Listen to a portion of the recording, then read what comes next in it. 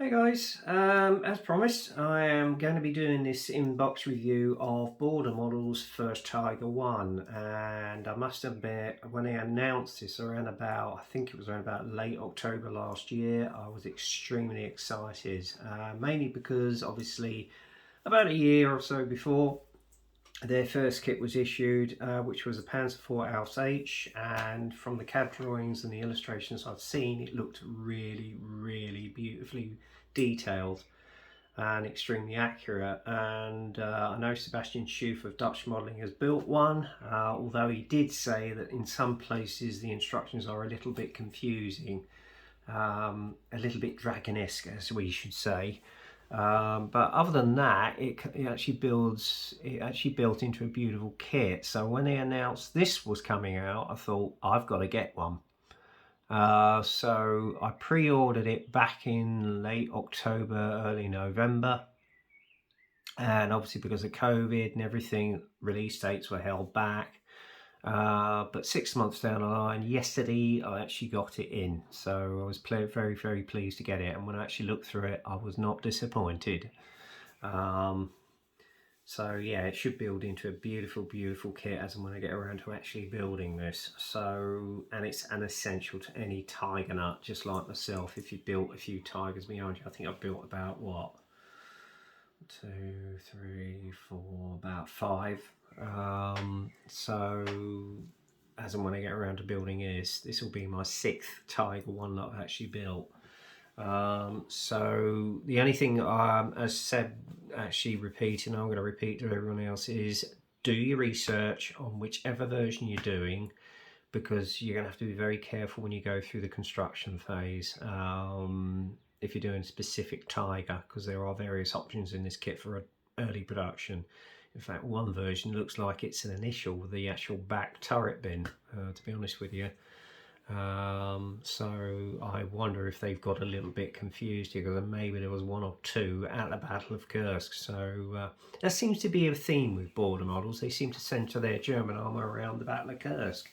So yeah, it'll be interesting to see if they sort of slightly steer away from it and do other sort of vehicles, maybe Second World War, of, well, for instance, Tigers, maybe a mid and a late production, which I probably will do later on, and maybe they'll do one with an interior, I don't know. So I think initially they've released this one to see how it will go, because obviously with Tigers they're always the most popular tank throughout any armour modeller's stash. And me being a bona fide Tiger nut, I couldn't resist. So yeah. And I did have a quick look through it the other day, and I'm not disappointed, I can tell you. I think this is going to build into a lovely kit. I know Greg Riley's already actually done a review. I don't know if he's built it yet, because I'm sorry, Greg, I haven't been following your videos lately with one thing and another, but I will get around to it. So whether he's built it or not, I'm not quite sure. But yeah, it does look a stonking kit. The good thing with this one is it comes with PE parts. You've got the barbed wire, which you see on this version here. You've got a canvas cover for the muzzle brake, metal gun barrel, side rocket launchers. You've got wide bones and ammunition boxes, packages, and other kits and accessories in it, as well as link-to-link tracks, which apparently are very easy to assemble. I've never done link-to-link, so, well, the only other thing that was similar to it was obviously the fuel tracks on the Panzer 1 I was building, and yeah, they were a bit of a blooming nightmare, I can tell you. Although they were easy to put together, it did me fingers in. Anyway, without further ado, I'm going to cut the waffle and get on with this. And as we all know, the Tiger 1's the most famous German Panzer tank during the Second World War. It was the most notorious tank during the Second World War and feared by the Allies when it first came out. It was basically a case you saw one of them coming down the road, you basically put your head in between your tails, kiss your backside goodbye, and that was it. But this was actually designed out of two versions. Obviously this is the Henschel production, which was the one that went into major production, and then you had the Porsche Tiger, which unfortunately on its initial trial and shown to Hitler at the initial trials broke down. So that was a curtain call on that version, and the only one that was ever produced as a production model was used during I think the Kursk battle or many others during the Russian campaign. One was only ever put into service, and the rest of the actual chassis were converted into the Ferdinand and later developed into the Elephant tank destroyers. But the Henschel version initially came with the initial production version, which first actually saw action during the Leningrad campaign around about November 1942. Unfortunately, because the actual tank was over-engineered, it did break. Most of them did break down, and they weren't that effective. So later on, they were developed into the early production, having learnt the lessons from that one, and then obviously into the mid-production and the final late version. And whatever versions of the early production were left at the end of the war were converted and called Fairman Tigers. So there you go. And obviously the very last version of the Tiger1 was the Sturm Tiger. So yeah, maybe they've got plans to bring that one out. I know that Riffield have, with a full interior. So yeah. Anyway, history lesson over. We'll get on the actual review itself. As you can see here from the box art, it's predicting one of the actual Kursk Tigers at the battle, the biggest tank battle in history. And a beautiful illustration it is by an artist called Jason from last year in 2020. On the side here, you've got all the CAD drawings of all the essential details you get. You've got 3 options of a turret bin, which option you're doing here. But this one looks actually, it's indicating an initial version. Interesting. Maybe 1 or 2 were left over for the Battle of Kursk, who knows. And obviously you've got all the side logs here. You've got some of the actual drapes, etc., tools, etc., and other stowage, which can go on the back of the Tiger, which is beautifully produced. So I'm pleased that they've thought of that instead of having to go out and get all aftermarket products. The accessories are made by a company called Jason, designed and sculpted by Jason Studio. So there you go, and obviously you get a metal barrel with it as well.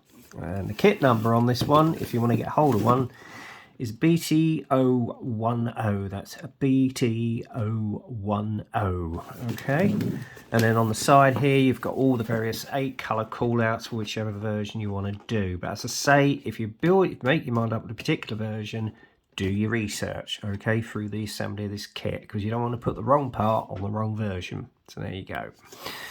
Right, and as is like Dragon, these are pretty much packed out, I can tell you. Let's remove the box lid. You've got your instructions on the top here, which we'll run through in a moment. And inside you've got some resealable bags. Actually, that reminds me, I've just got to go and get some scissors, so bear with me a minute. Prepared as always, I'm not.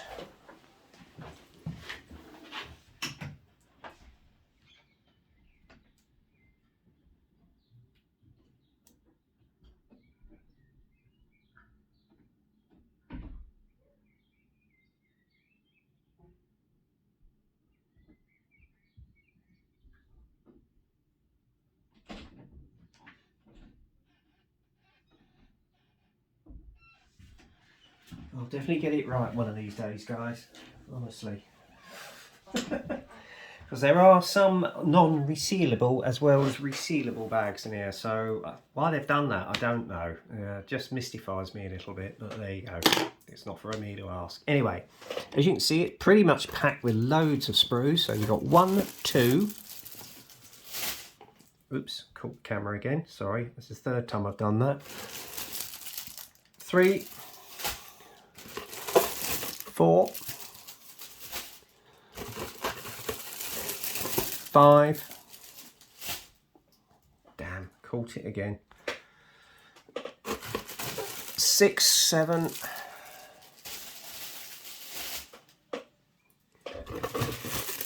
8, 9, 10, obviously with the clear part. So there's 10 sprues you got in there, and obviously you got the hull and the one-piece turret as well, so that's about 12 altogether. So yeah, quite a lot of gear in there. Then obviously you got your metal barrel and your etched brass set and your decals. I'm not going to get them out of the bag.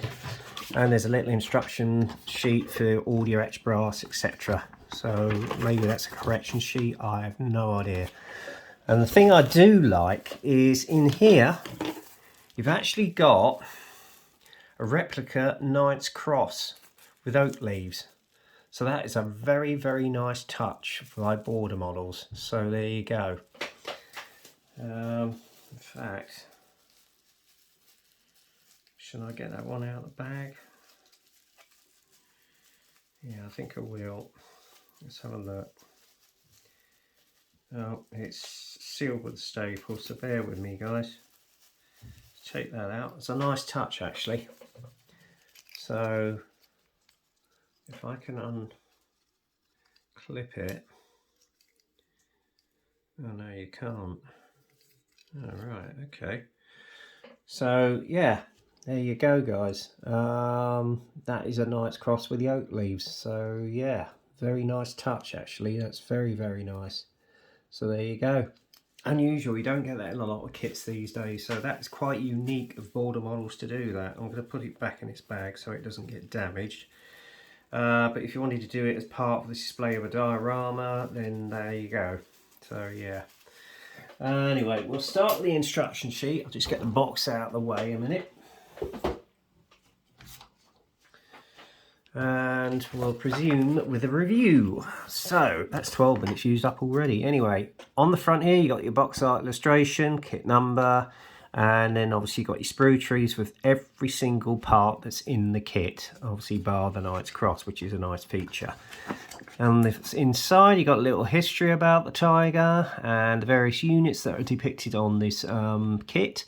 And as you can see here, you've got some archive photographs of the various tanks involved in this kit. And then the first process, actually, believe it or not, is the lower hull. As you can see here, we've got the outer parts of the final drive which go on. And then obviously you've got the access hatches underneath. I'm not quite sure what that is, but there's a bit of lumps and bumps that goes on there for the idler wheel, etc. And then you've got some more part of the final drive which goes on, and then you've got the assembly of the rear air grills and part of the engine filter system and fuel tanks. Then inside you actually feed through the 2 torsion bars onto the suspension arms, and then obviously feed them through to the lower part of the hull, which you can see there.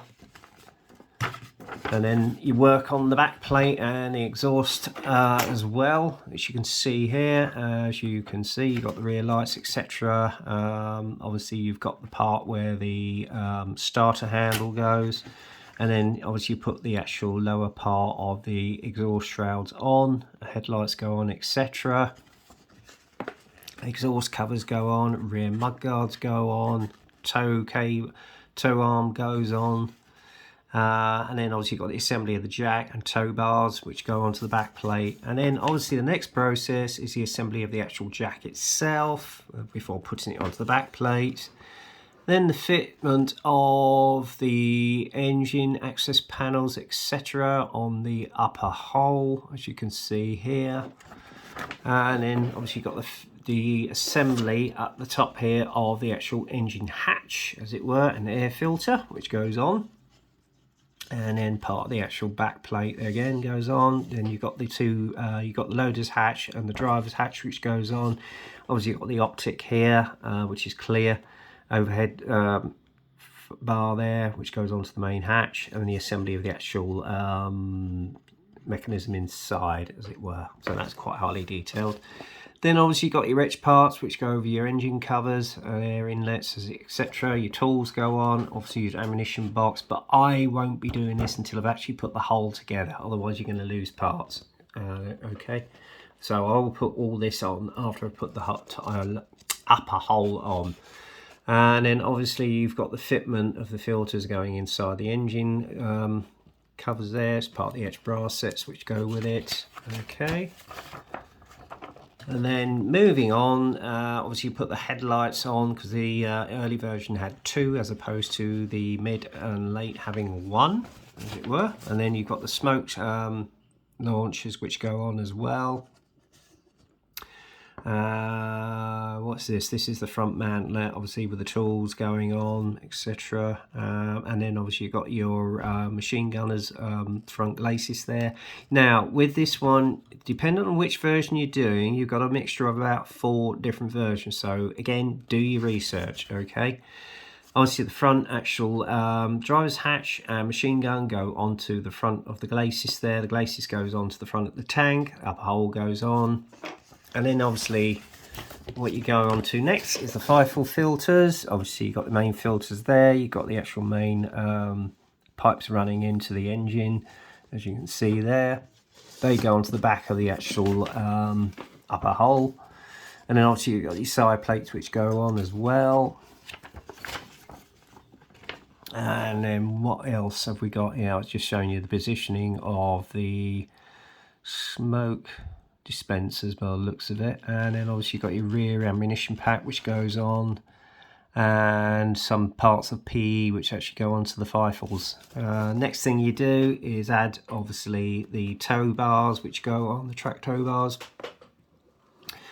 Various hatches, engine hatches, etc. And then next thing you do is put the final drive for the sprocket in. Obviously the rear part, the suspension arm for the idler wheel goes on, and it's indicating putting the actual wheels on. No, don't do that until you get to the final stage, so I will leave them off after I've done that, although it's indicating you can put them on, but I won't be.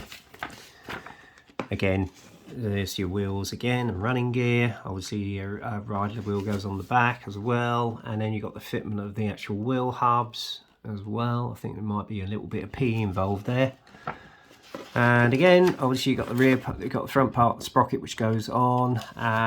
Again, with this you've got to do your research on which version you're doing. Then obviously you've got the side skirts which go on, and then obviously you've got the barrel rod as well. And then you got the fitment of the link-to-link tracks, and it's just showing you the assembly of each track. Now that does look pretty fiddly, so yeah.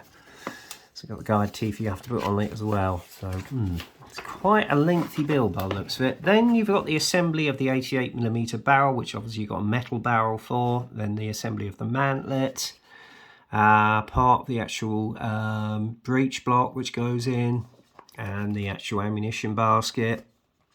And the good thing is with this kit you've got one sort of piece turret, so that's a good thing. And obviously you've got the turret ring which goes on the bottom, and then you've got the fitment of the gun sight and the loader's hatch which goes on, and you can see the assembly of the actual loader's hatch at the back there. Then obviously you've got the commander's seat and loader's seat which goes in. I don't know what that's indicating. If you've got a little gun breech that goes in there, I don't know. Anyway, then obviously you've got the assembly of both seats, and then obviously you've got the commander's cupolas hatch there, assembly of that, and then obviously you put the barrel inside the turret, and then obviously you've got the hatches to build up, and the air filter as well as the main commander's cupola, and obviously all the optics go in as well. And there's your actual mechanism there for the hinge for the hatch, the commander's cupola. Okay, what else have we got? Right, once you've done that, you put the top of the turret on. Again, you can put some, you have the option of actually putting some, oh god, what do they call them? They're not binoculars. I think they are binoculars, but they go in as well. So you got the option of that. I think that was mainly a feature on Wittmann's Tiger. And obviously the top of the turret hatch goes on. You've got the fitment of the smoke filters either side. This is metal parts that you can use on the sprue. Turret then goes on the back. Now it depends again on which version you're doing. You've got to option of 3 different turret types, turret bins on the back of the actual Tiger, as you can see there, the assembly of them. Then obviously you've got the actual turret which goes onto the main hull, completed hull, the side tow bars go on, and then you've got the actual assembly of the spare tanks, and obviously all the stowage which you can see on the bottom here. And that is basically the assembly of your kit.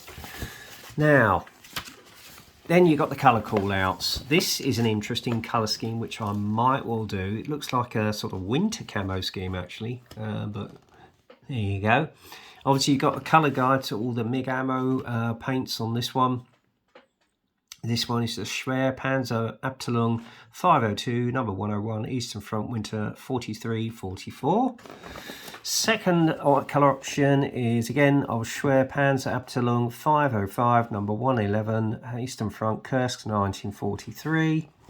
This is a tritonal scheme, and you've got red treble 1 lettering, which is most unusual because a lot of them didn't come until 44, but there you go.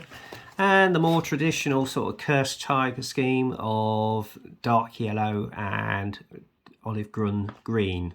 And this is from a version of the 503rd Abteilung, number 122, Kursk, July, August 1943. And then you've got a tritonal version, again, Kursk, July, August 1943, number 123 of the 503rd Abteilung. Okay, what else? 2 more. Another red lettered variant, which is Tiger 233, again of the 505th Abteilung. Again, Kursk 1943. Excuse me, clear my throat. And one here, generally of the Panzer 503rd Abteilung, number 323, generally the Eastern Front, Kursk, August 1943. And by then, they started introducing the tritonal schemes.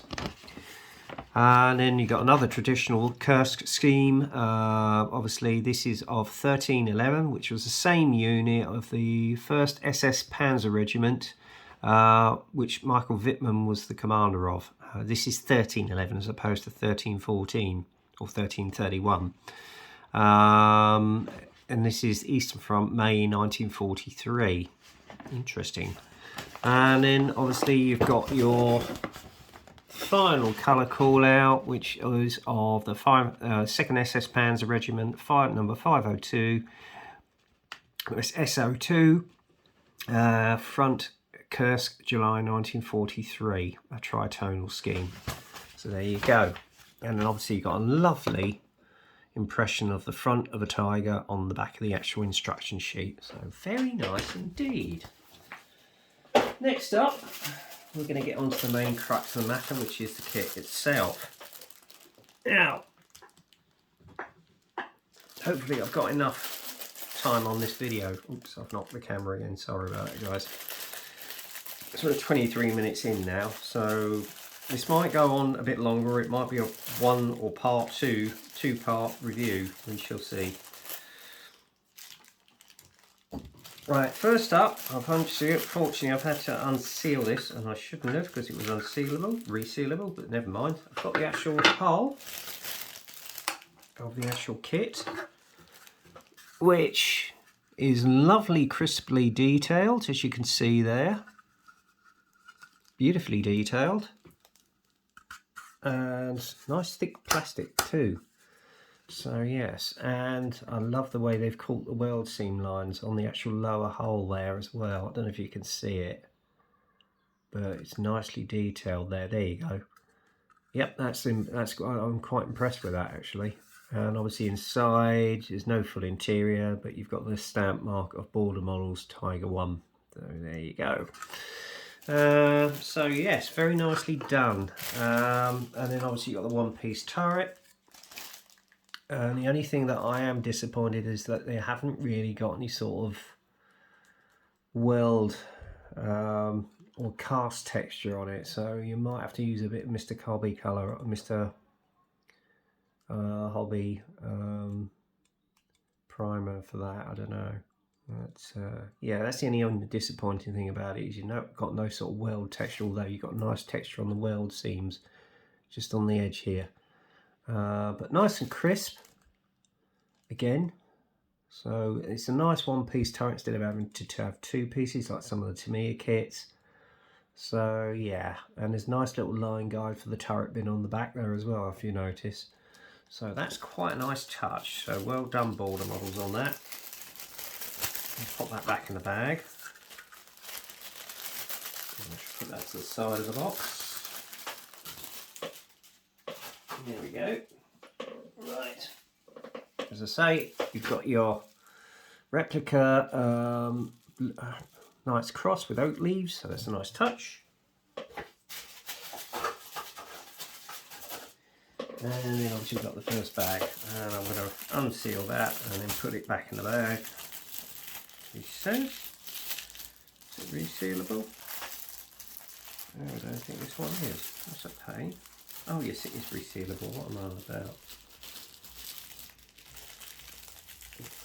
Right, bear with me, guys.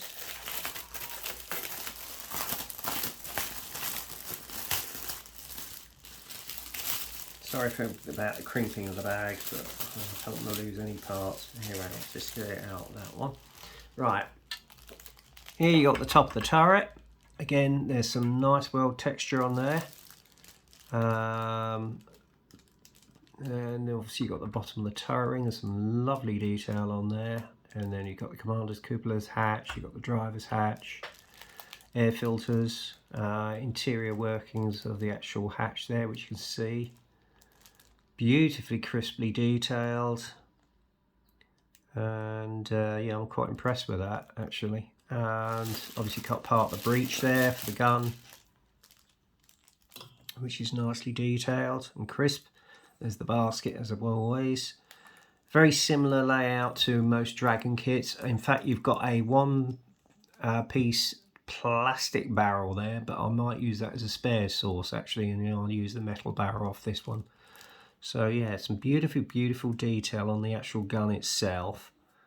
So I'm wondering if they're going to bring out one with a full interior. And obviously you've got the commander's seat and the loader's seat there as well. And then on the front here, you've got the smoke filters. There we are. Okay, very nicely done. And I love the detail on the seat here on the bottom, which is nicely caught as well. That's most unusual because most of my kit manufacturers don't even bother with that. So yeah, very nice indeed. I'm quite impressed with that. Unfortunately, on this part, you've got some weld seams on there, but you're not going to notice those because those are on the inside anyway with the mantlet. So that's not really going to make much. It's the same sort of layout as a Dragon kit in some respects. So very Dragon-esque in that respect. All right, let's pop that back in its bag.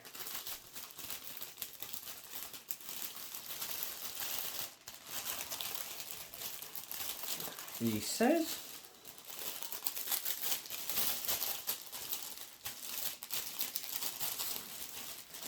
come on, in you get.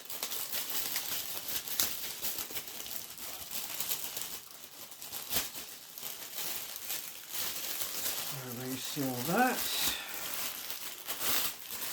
Let's touch that. And some other bits of accessories here. Oh yeah, these are nice.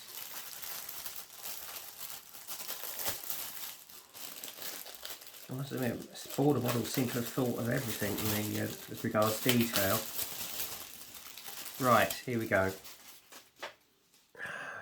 There's your spare tanks, as you can see there. Nicely crisply detailed. And again, even on the ammunition packs, you've even got the wood grain on that, which is beautifully cast. I really love that. That is absolutely awesome. And for filling up the tank, they've even thought of the actual filters there. Look, crikey. Absolutely awesome. And then obviously you've got your stowage here, and I love the effect of the creasing in it. I mean, that's going to come out beautifully with a bit of dry brushing and a wash. Particularly that one that goes on the back of the turret there with the bits there. It's beautifully done. There's your buckets that you can see there, your spare buckets. So yeah, ammunition boxes. Etc. That's really lovely. There's a lot of detail on this. It's beautifully moulded. And obviously you've got your spare helmets there. And obviously you got your logs which go on the side of the actual tank. Again, there's some lovely, I don't know if you can see it, lovely wood grain on that. Beautifully reproduced. And obviously you've got your muzzle cover there, and you've got muzzle cover for your machine gun, which is nicely caught. So yeah, I'm really impressed with this. Does look a lovely kit, this, I'll tell you. It's going to be something else, I think, once it's built. So yeah, I really, really like the tarp, of the effect of the tarps on these. Nobody's ever tried to do this in sort of vac form, in plastic form before. So yeah, well, maybe some others, but not to this degree, to be honest with you. So I'm really impressed with that. So yes, nice.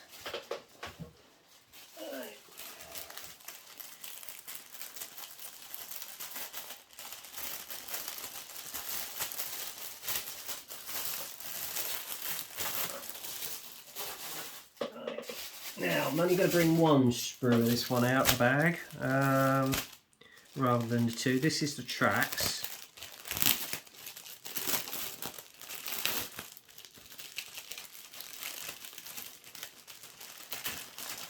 Link-to-link tracks. There we go. Again, there is some nice detail on that. It's very crisp and clear. You've got sections of the track there. And obviously you've got the others there. You've got your guide teeth as well, which are nicely marked. They're going to be a bit fiddly to cut off and sand, but so don't lose any, for God's sake. But the actual individual links are very nicely detailed, I have to say. Beautifully cast. Yeah, I'm impressed with that. Really am. What they go like together, whether they're easy to assemble, I'm not sure. I don't know if it's got a jig in it, but we'll see. But yeah, nice. Let's pop that back in its bag.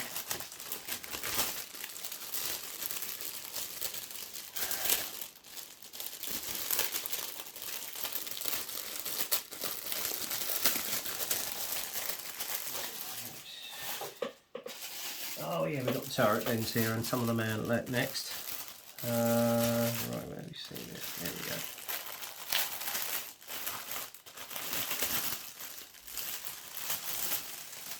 There we go. Now obviously you got different turret bins and you got different mantlets. So you're going to have to do your research on this, guys. But again, the level of detail on these is really impressive, especially with the rivets on the top of the actual turret bin. So I'm really impressed with that. So yeah, you got a wealth of detail on here, and obviously with the mantlets, oh yes, they have got some nice cast texture. Again, depending on which version you're doing, you're going to need to do your research, so follow the instructions very carefully, because you've got about 5 different sets of mantlets, but there are some lovely casting texture on that as well. I don't know if you can see it, but it's beautifully reproduced. Nice stonking. So yes, I'm impressed with that. And again, with the side turret bin detail, that's got a nice rivet line detail on it as well. So yes, again with these, you've got about 1, 2, 3 different turrets bin types. So it's preferable whichever one you choose to build. So yes. Right, let's have a look. I'm trying to get this back carefully in this bag.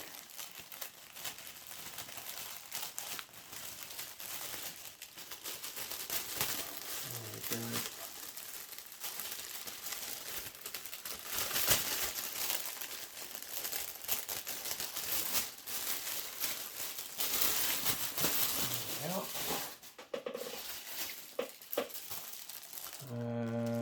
Okay, this is the Firefalls and engine decks. Engine covers. Right, let's have a look. There's the resealable part of this. Oh, I see it. And tow bars. And parts of the hard drive. Right, here we go. Here we go. Again, you got another mantlet here. what that's for, I don't know, but oh no, that's the part of the rear engine deck. Again, there's some lovely casting texture on that. Look at that, beautiful. Nice crisp detail there. Your final dry assemblies there. You got the underneath hatch, you got the interior hatch detail there for the commanders, well, for the machine gunner and loaders, well, the drivers' stations. Your tools are nicely done, represented. Tow bars, nice detail on that as well. Don't know if you can see that, guys, and there's your final drive for your sprocket. And again, with the air filters, you've got some lovely casting texture on it. I'm really impressed with that. I really am. They've really done their research on this. And then obviously you've got the tow cable on the side here. Yeah, part of your fifals there. Or the air filter system. Then obviously you've got your rear exhaust covers. Part of the fifals there. Engine filters, etc. So yeah, you got your rear mud guards there, which are nicely molded. Again, on this one where you got the filter, you got some really lovely casting texture on that, beautifully represented. So yes, I'm impressed with that. I really am impressed with this kit. I really am. So as I say, I think it's really going to turn out a beauty, this one. Anyway, we're nearly there, guys, at 36 minutes, so, you know, it's just that there's so much detail on this. I'm really impressed with it. I mean, I had a quick look at it yesterday, but not to this degree, so, yeah. This is certainly a kit to get hold of, guys. It really is, if you're a really keen modeler on Tigers. So yeah, I'd definitely recommend you go out and get one if you can afford it. You're certainly getting plenty for your buck. Let's just put it like that. Right, what's this one? Oh yeah, you've got the upper hull, mount that, and rear back plates, and side plates and side skirts.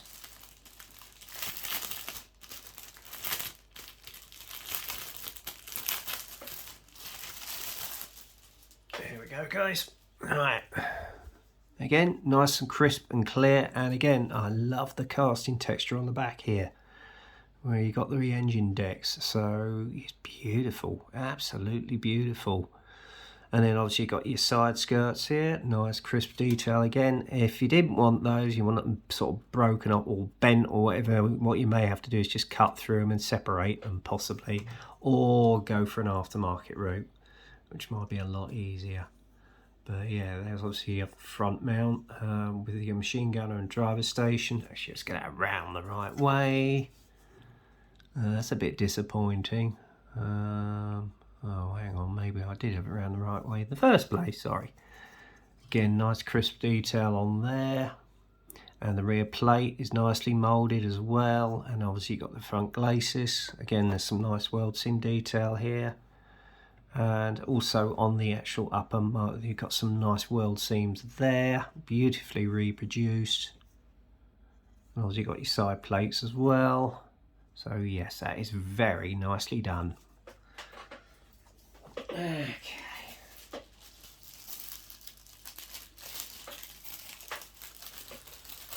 I don't know if this is split or we're coming up to 38 minutes, so I think it's one of the longest in-box reviews I've done in a while.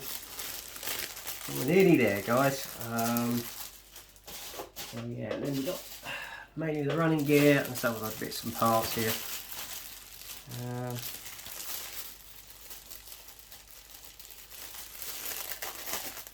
I get both of these out or just the one? I might have to get the both of them out. Yeah, I'm going to have to.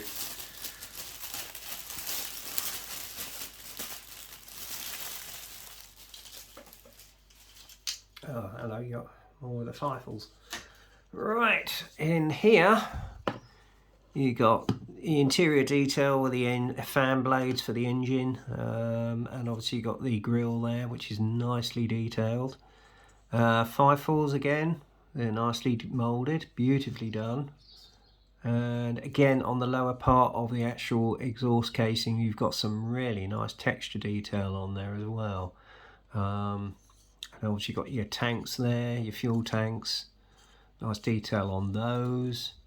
And I've put lumps and bumps. You've got your tow bars there, your headlight, which is nicely moulded. Some fiddly bits here, which you're going to have to be careful when you take them off the sprue tree. So yeah, that's something. Oh, hang on, this one's actually got a little bit of flash. Oh, that's unusual. That's the only bit of flash I've come across. Main part of the exhaust there. And funnily enough, they've actually got wheels here for the steel wheel version. So maybe, just maybe, they are intending to bring out a late version. So we will see. Now obviously you've got your suspension arms there. Hang on, let's pop them around the other side. Yeah, that's your suspension arms there. Well, detail on the wheels is nicely done. Very crisp and clear. So that's very nicely made. So yes, very impressed with that. I am indeed. So yes, and obviously you've got your suspension arms for your idler wheel at the back here. So they're right there. Oh yes, very nice indeed. So that's that sprue. And then obviously you've got your main running gear. Again, most of the running gear, your sprocket, your idler wheel, which is beautifully cast. Nice and crisp and clear. All the suspension arms. Again, you've got, that's unusual, you've got 2 more tanks there and more fifles. So it might be a spare source here for future builds. So we will see. Again, nice detail on the blades for the fans, etc. Yeah, very nice indeed. I'm really impressed with this kit. So right, put them both back in the bag.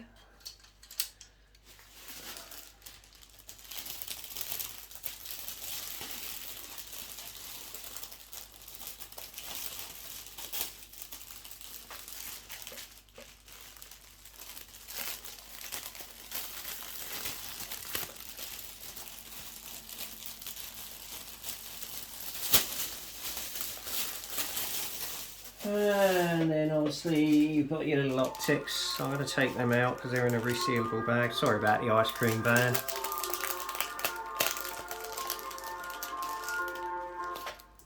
They are lovely and clear, especially on the actual driver station there. So they are beautifully reproduced. So nice and clear. Back of the bag. And is this resealable? Oh, it is. Oh, that's okay. So right, we're coming up to the etched brass metal barrel and decals, which is the final part of this review. I've got to be careful because I don't want to lose any of it. Right, this is your etched brass for your engine grills, and again there's a lovely amount of detail in there, beautifully reproduced. And obviously you've got a separate one in a bag, another bag which is sealed, more engine grills, etc. So yes, very nice indeed. Now the metal barrel itself is one cast metal barrel, nicely reproduced. And you've got other parts to it, but I'm not going to take them out of the bag because I don't want to lose them. But I'm going to be using this metal barrel on the build, to be honest with you, as opposed to the plastic one. So the other one will be a spare source. But it's lovely, well, lovely turned, and actually it's beautifully reproduced on that. So yes, very nice indeed. And finally, you got your decals.